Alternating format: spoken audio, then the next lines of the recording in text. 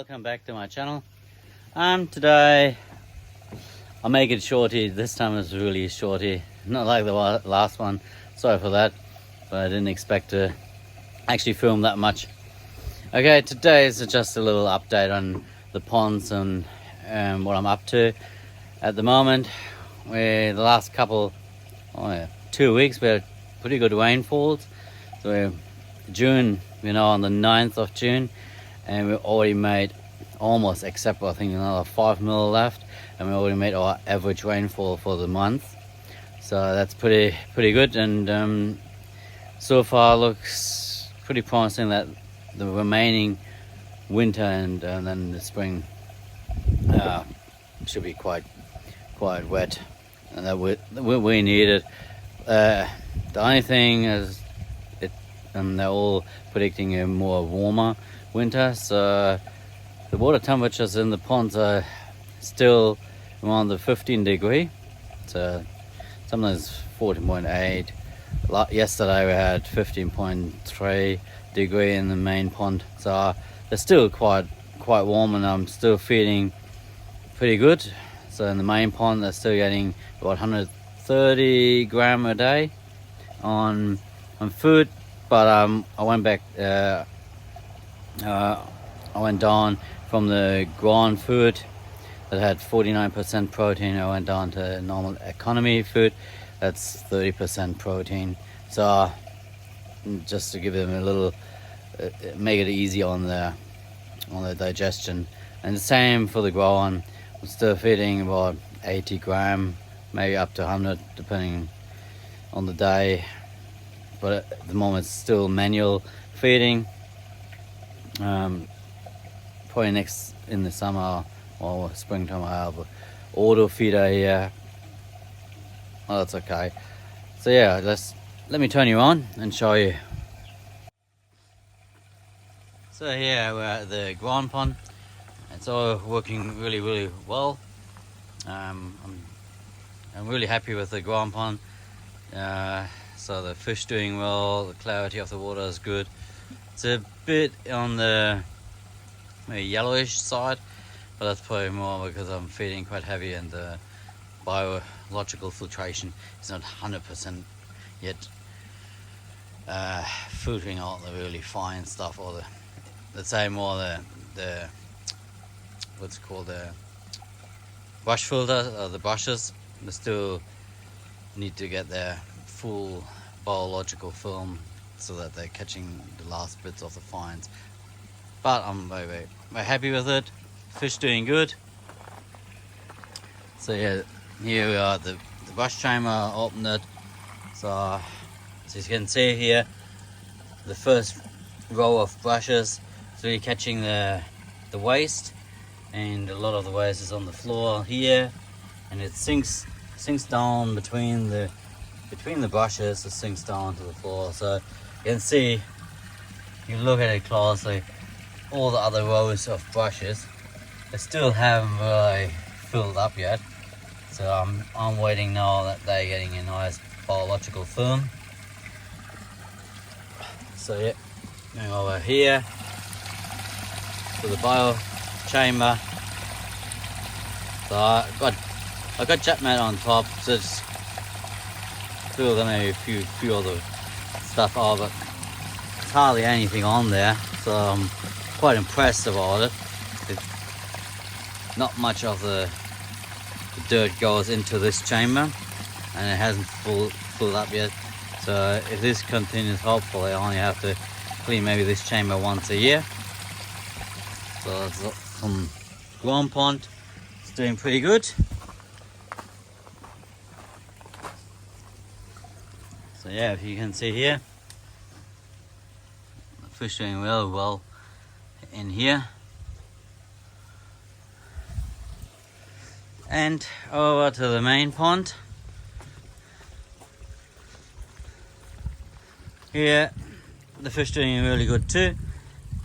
As you know from the last one, I was doing that airlift here. I did a little tinkering on it, and I put another, what I call them, exhaust ports. So I got now Here one is under the bridge. I mainly did it because I wanted the airlift a bit deeper, so that the flow comes out about 20 centimeter below the water surface, and that gives me a really good currency in the main pond. So most of the waste disappears.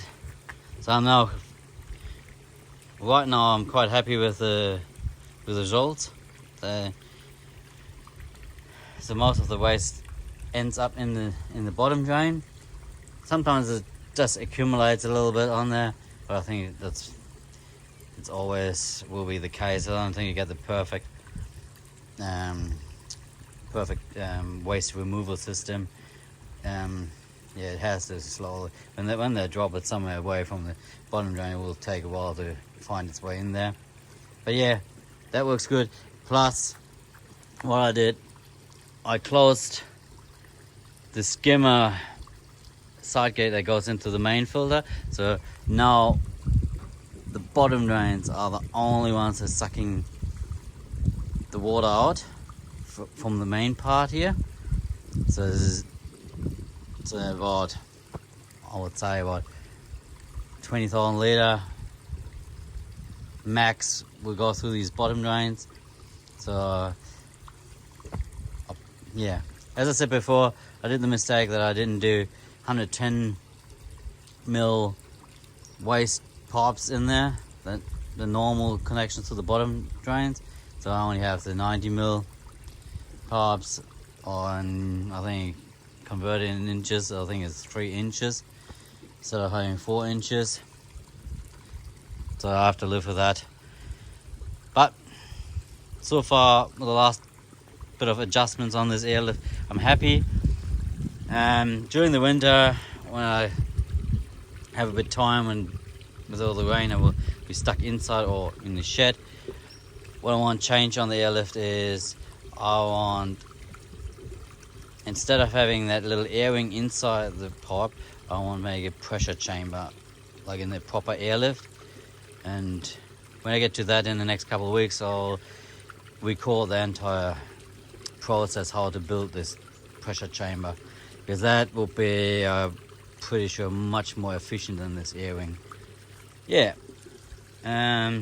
so that's all from here. Ponds, fish doing all well, no dramas there. I'm happy with the clarity of the water, and these buggers are still loving to eat, and they're shitting world champions.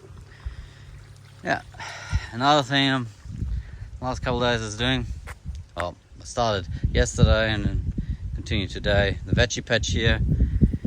Got all the weeds removed and trying to now dig it over, prepared for spring, for whatever, cucumbers, pumpkin, something else. We'll see. Rhubarb is doing really well, and that's it. Otherwise, yeah, as you can see, a very overcast day, but I'm not complaining. I'm happy that we get the rain now. It's perfect. Okay, that's from me from the ponds. I have a little other attachment we'll put on. I might give it a bit more longer. We'll see. Okay. Bye for now. Hi, I'm back. Yeah, I'm out here in the bush. Just maybe 10-15 minutes from my town. I'm here collecting firewood. Already done my first load. Turn you on. Just every winter season we can collect firewood here in the bush. I mean, you could go in summer too, but I don't think anyone wants to do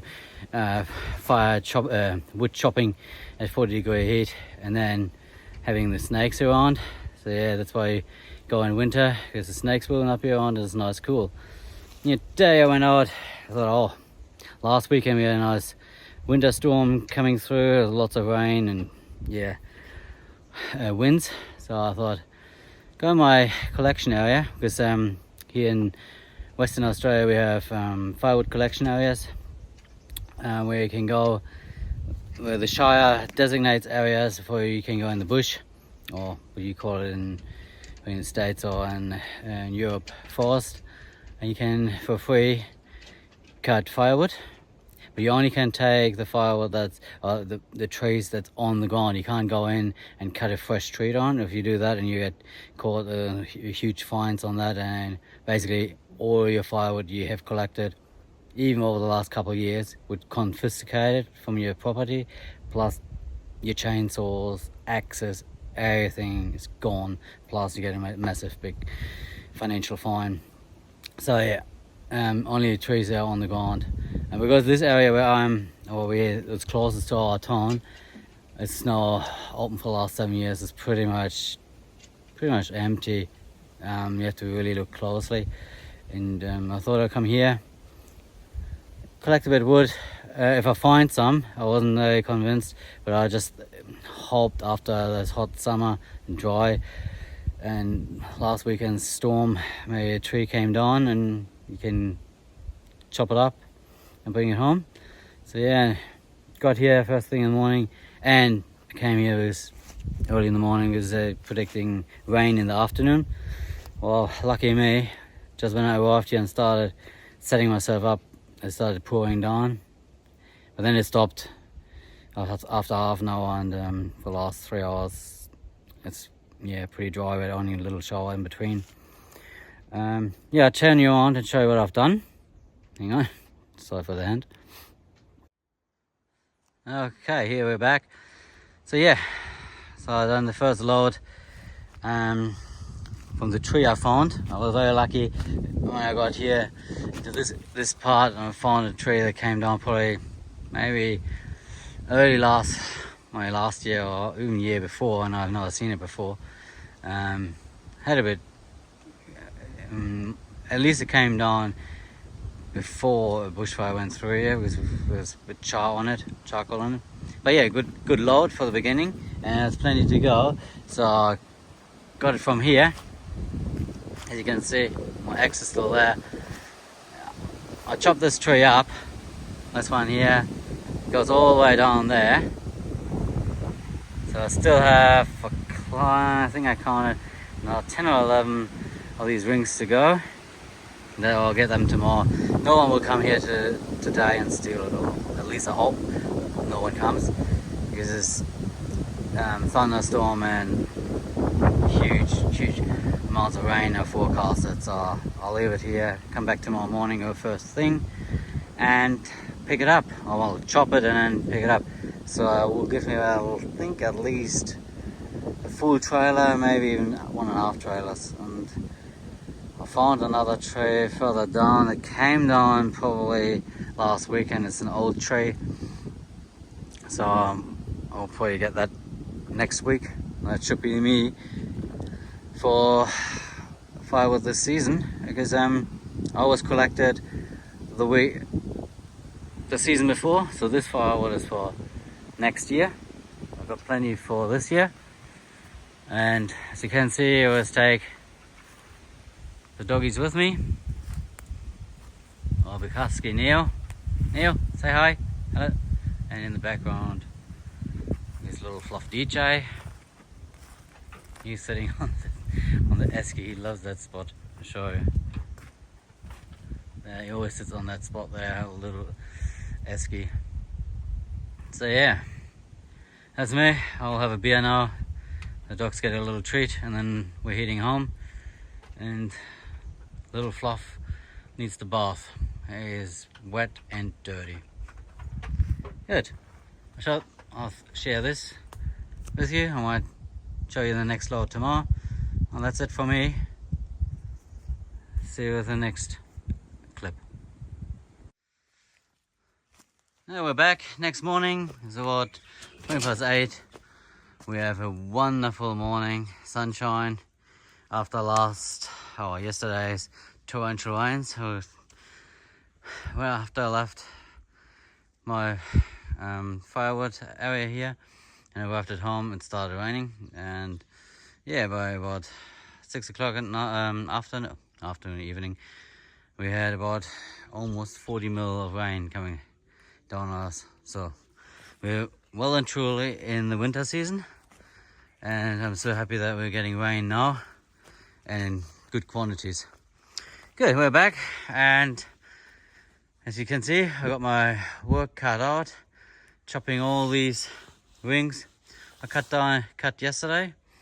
So yeah, we'll see if this magic works. Let's see. Nah, has not arrived in my trailer. Okay, see you later. Hard work starts now.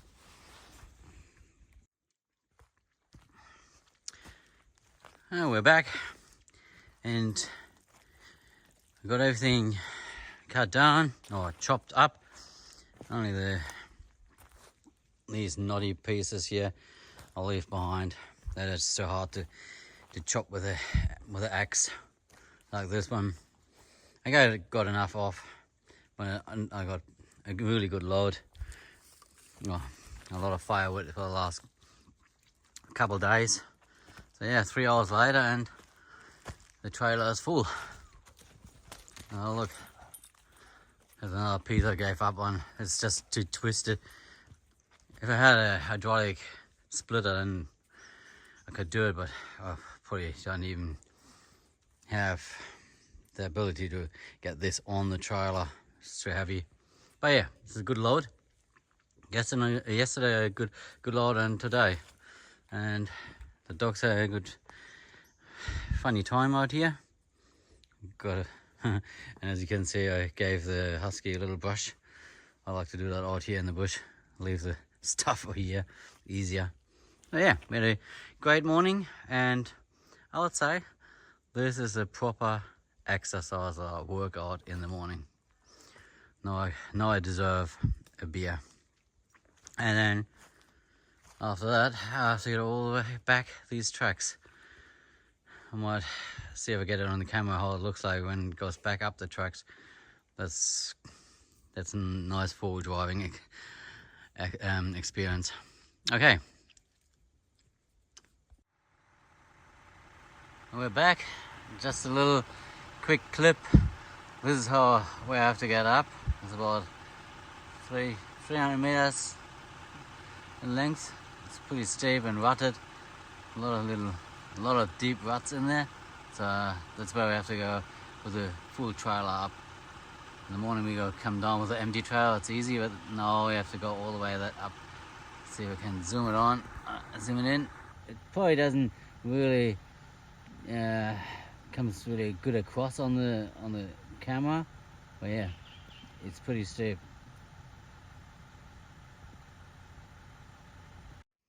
Okay, this is from a different angle. Now we got up here, and I don't know if it comes across, but yeah, it's quite steep, and you can see all these washouts and the ruts in the track. So yeah, you come up here, you have to do it in four-wheel drive and low range, or in my case I just do it in first gear. That's what the Amarok doesn't have a low range. So the way Amarok has it done, it's all in the first gear and it works perfect. I had a four-wheel drive with low range, and the Amarok pulls much better. But yeah, the trick is when you come up here, especially with a full loaded trailer, don't stop. Just keep the momentum going and hit the accelerator if you need to. Because if you stop here, and this is all now quite moist and slippery, it's all clay, then you have no chance to get moving again. So yeah, so you have to keep the momentum going till you're up top.